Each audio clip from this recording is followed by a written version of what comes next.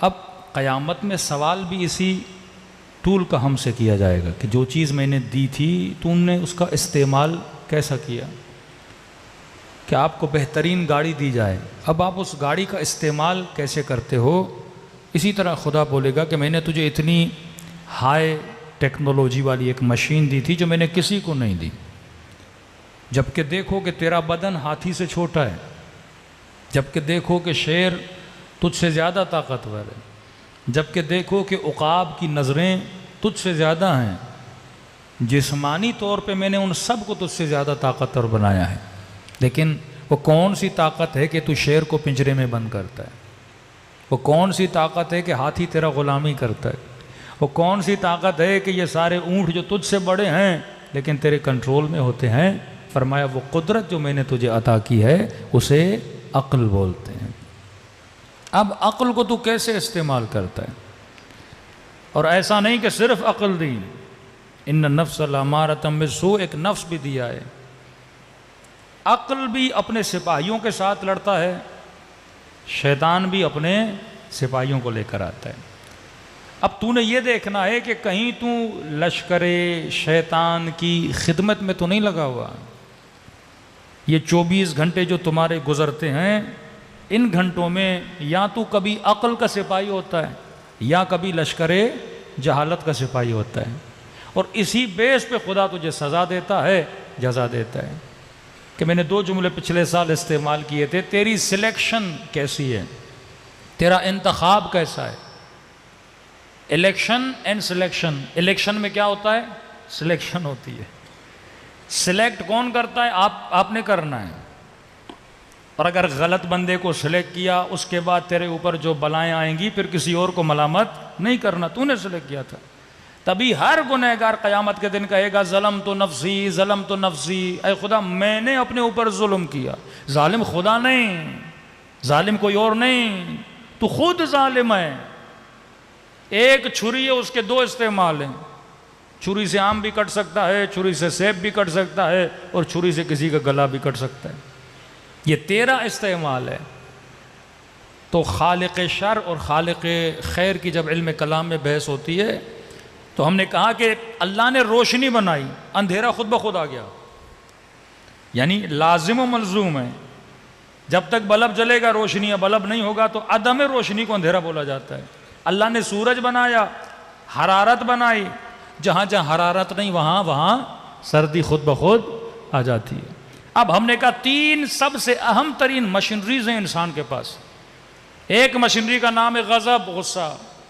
ایک مشینری کا نام ہے شہوت. ایک مشینری کا نام ہے ادراک. ان تینوں چیزوں کے ذریعے تمہاری پوری زندگی گزرتی ہے. تصویریں ادراک کے ذریعے، آپ مجھے دیکھ رہے ہو، میں آپ کو دیکھ رہا ہوں، یہ ساری تصویریں آپ کے ادراک میں سیو ہوتی جا رہی ہیں. شہوت ہر کسی میں، شہوت نکاح ہے، شہوت شکم ہے، بات کرنے کی شہوت ہے، ہوس کو بھی شہوت بولتے ہیں.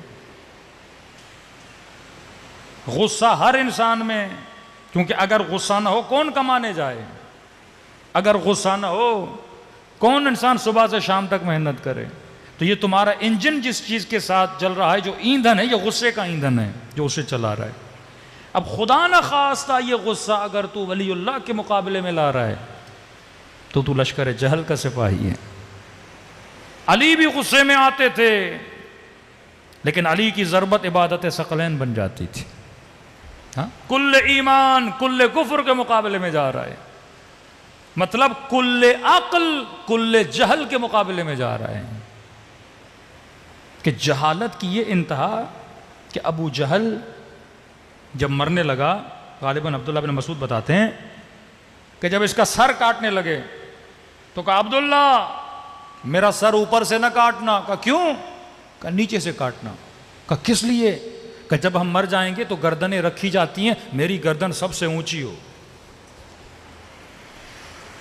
بندہ مر رہا ہے پر کیونکہ لشکر چہل کا سپاہی کہتے ہیں مرنے کے بعد بھی میرا نام، میری گردن نظر آئے. عمرو بن عبد وت علی بن ابی طالب کہہ رہے ہیں واپس چلا جا، تو جانتا ہے میں حق پر ہوں. کہ علی واپس جاؤں گا عورتیں ہنسیں گی، بچے سے ڈر گیا. امیر المومنین کا مخالف جب مرنے لگا نا تو علی نے کہا لکھ کاغذ پہ میں تیری شفاعت کروں گا، لکھ کاغذ پہ کہ میں نے علی کے ساتھ زیادتی کی ہے، تاکہ تیرا کاغذ پڑھ کے امت سدھر جائے، تیرے فالوور بہت ہیں، لکھ کاغذ پہ۔ روایت میں ملتا ہے علی نے کہا دیکھنا چاہتے ہو رسول خدا کا مقام کہاں ہے؟ کہتے اسے دکھایا رسول کہاں بیٹھے ہیں، اور دیکھنا چاہتے ہو میرے دشمن کا مقام کہاں ہے؟ اسے جہنم بھی دکھائی، لیکن کہ علی میں نہیں لکھوں گا، مرنے کے بعد لوگ کیا کہیں گے میرے بارے میں۔ شب عاشور حسین نے 2 انگلیوں کے درمیان جنت دکھائی اپنے اصحاب کو، دیکھ یہ تیرا مقام ہے۔ لیکن جب چراغ بجھایا، جب سارے چلے گئے اور مقام یقین والے رک گئے، پھر امام نے ان کے یقین کو عین الیقین کی منزل پہ لایا کہ اب جو رک گئے ہو اپنا جنت میں مقام دیکھو۔ اب جس نے جنت دیکھی ہو اس کا شوق جہاد کیسا ہوگا؟ ہاں، یہ اہل بیت دکھاتے تھے جنت میں اپنا مقام دیکھ۔ اس نے کہا نہیں۔ کئی بار شیطان کو انبیاء نے بولا ابھی آجا آدم کی قبر پہ ہی سجدہ کر لے، ہم اللہ سے معافی منگوا لیتے ہیں۔ کہا نہیں۔ یہ غصہ جب اگینسٹ عقل کے چلنے لگتا ہے انسان کی زندگی کو تباہ و برباد کر لیتا ہے۔ کس کو نہیں پتا کہ میں غلط ہوں؟ ہمیں پتا ہوتا ہے اپنی غلطیوں کا، لیکن غلطی سدھارنے کی ہمت کسی میں نہیں ہوتی۔ کیا ابن سعد کو نہیں پتا جناب بی بی زینب عاشورہ کے دن جب مولا حسین کو پتھر مار رہے تھے، فرما ابن سعد تو دیکھ رہا ہے اور میرے بھائی کا گلا کٹ رہا ہے۔ رو رہا تھا جب امام حسین کو پتھر لگ رہے تھے، جانتا تھا حسین کا مقام کیا ہے۔ کہ وابنت طلقا، دیکھ رہے ہو حسین کا گلا کٹ رہا ہے، تو جانتا حسین کا مقام کیا ہے۔ لیکن اگر سپاہی لشکر جہالت بن جائے تو بندہ امام کے مقابلے میں آ کے کھڑا ہو جاتا ہے۔ کہ ہم نے کہا شیطان کا سب سے بڑا ہتھیار یہ غصہ اور شہوت۔ آج معاشرے میں فلموں کو دیکھیں، ڈراموں کو دیکھیں، سب سے زیادہ جو چیز اور جس چیز کے ذریعے جوان نسل کو تباہ کیا جا رہا ہے یہی ہے۔ آج اخبار اٹھاتے ہیں، بھاولپور کی یونیورسٹی کا واقعہ آپ کے سامنے۔ اب 3,500 یا 4,500 تحقیق ہوگی، سچ کیا ہے جھوٹ کیا ہے، لیکن ایف آئی آر میں تو یہی ہے نا کہ ایک یونیورسٹی کے اندر ایک retired major head of the university 3,500 بچیوں کی تصویریں اس کے موبائل میں ہوں۔ کہاں جا رہا ہے معاشرہ؟ کیونکہ حکومت عقل نہیں ہے، حکومت جہل ہے۔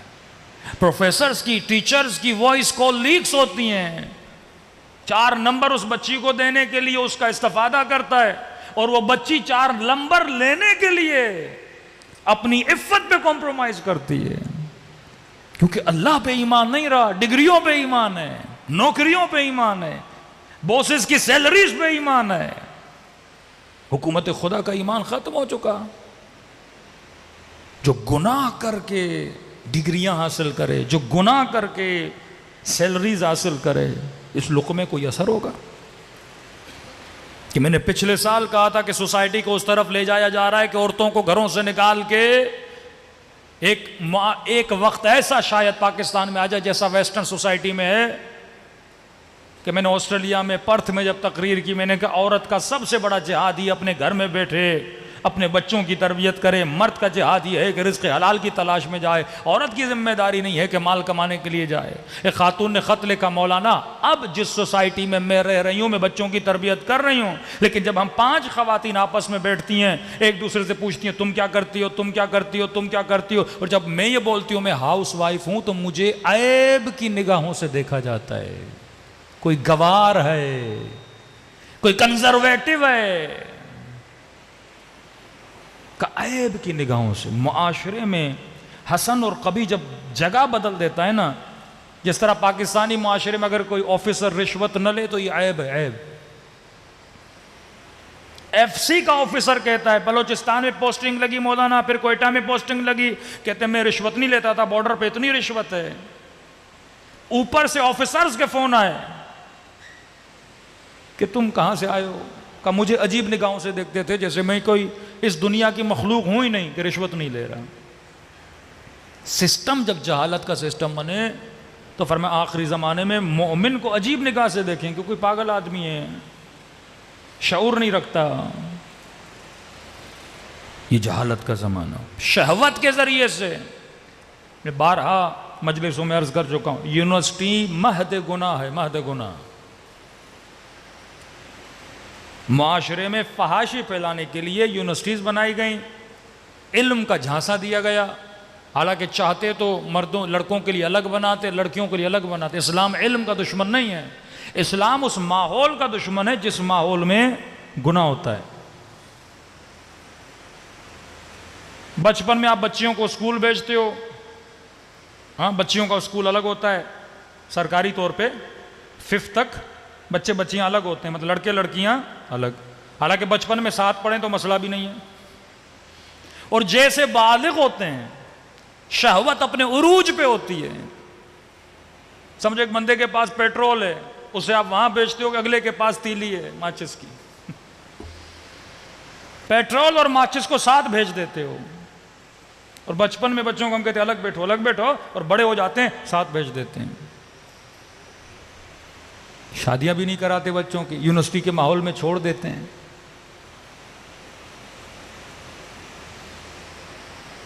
مرد کا کیا جاتا ہے؟ اکثر سوء استفادہ عورتوں کا ہوتا ہے، عزت عورت کی جاتی ہے، مرد کا کیا ہے؟ اس کا ایمان جائے گا، کیونکہ خدا عورت کے مزاج کو جانتا تھا، جس طرح خدا نے اس کی بناوٹ بنائی تھی، سینسیٹیو ہے، ایموشنل ہے، اس کے دماغ پر عقل کی حکومت کم ہے، ایموشنز کی حکومت زیادہ ہے، بقول امیر المومنین کے، بہت جلدی دھوکہ کھا جاتی ہے۔ کتنے کیسز ہیں لامحدود، آپ کے معاشرے میں سوشل میڈیا میں جا کے دیکھیے کتنے کیسز ہیں۔ 80% گناہ یونیورسٹیز میں ہوتے ہیں۔ ہاں کوئی ہو صاحب صفت یوسف، کوئی ہو عقل کی حکمرانی میں رہنے والا، جو شہوتوں میں آ کر اپنے ایمان کو تباہ و برباد نہ کرے، جو اپنے لیے ایک ایسی زوجہ کا انتخاب کرے جو اس کی نسلوں کو پروان چڑھائے، جو طیب چیزوں کے پیچھے ہو، جو خبثاء سے بچنے کی کوشش کرے۔ پھر یہ گھر میں تربیت ہو تو بچے کو بھیجو نا۔ ایک بچے کے ہاتھ میں پسٹول دو لیکن اسے چلانا نہیں آتی، وہ خود کو بھی نقصان دے گا، آپ کو بھی نقصان دے گا۔ بچے کو گاڑی دو لیکن ڈرائیونگ نہیں آتی، وہ خود کو بھی نقصان دے گا، آپ کو بھی نقصان دے گا۔ کتنے بچے عشقہائے مجازی میں دنیا کے عشقوں میں گرفتار ہو کے ماں باپ کے نافرمان بن جاتے ہیں۔ کتنی بچیوں کے کیسز آتے ہیں گھروں کو چھوڑ کے چلی جاتی ہیں۔ شیطان انہی چیزوں کے ذریعے۔ اب سورس آف شیطان کیا ہے؟ یہ مالدار لوگ، یہ سیٹھ لوگ، یہ بزنس مین لوگ، انہی سے یونیورسٹیز بنواتا ہے، انہی سے یہ چیزیں بنواتا ہے۔ یونیورسٹی میں سب سے زیادہ اٹریکشن جوان کے لیے کیا ہے؟ یہی تو اٹریکشن ہے۔ میں آپ کو سیدھا فارمولہ بتاتا ہوں، 2 یونیورسٹیز کھولیں، ایک یونیورسٹی میں کو ایجوکیشن رکھیں، دوسری یونیورسٹی میں الگ الگ رکھیں، داخلہ کس کا زیادہ ہوگا؟ نیچرل چیز ہے کوئی جوان اتنا متقی کہ نہیں میں اس یونیورسٹی میں جاؤں گا جہاں لڑکیاں نہیں ہوتی ہیں؟ یا ماحول ایسا بنایا جائے، ادب کا ماحول، اخلاق کا ماحول، واقعاً خوف خدا نہیں ہے۔ یہ وہ نظام امام زمانہ تھا۔ امام زمانہ کیا کریں گے؟ آ کر عقل کے سپاہیوں کو معاشرے پہ حاکم کریں گے۔ مولا بھی یونیورسٹی بنائیں گے لیکن اصول پروردگار عالم کا خیال رکھتے ہوئے محرم اور نامحرم کے فاصلے کو دیکھیں گے۔ یہ نہیں کہ مولا ہر چیز کو بند کر دیں گے۔ امام خمینی نے جیسے انقلاب آیا، شروع کے سالوں میں 2 سے 3 سال یونیورسٹیاں بند تھیں، اور انہوں نے حکم دیا سب کو کہ الگ سسٹم بناؤ، بچے بچیاں الگ ہوں۔ پھر عراق و ایران کی جنگ ہو گئی، پھر وہ بیمار پڑ گئے، اس کے بعد بھی ایران میں مسئولین نے یا محتمنین نے ان چیزوں کا خیال نہیں کیا۔ آج معاشرے میں دیکھے وہاں بھی تباہی ہے۔ آغا قراتی چیختے ہیں ممبروں سے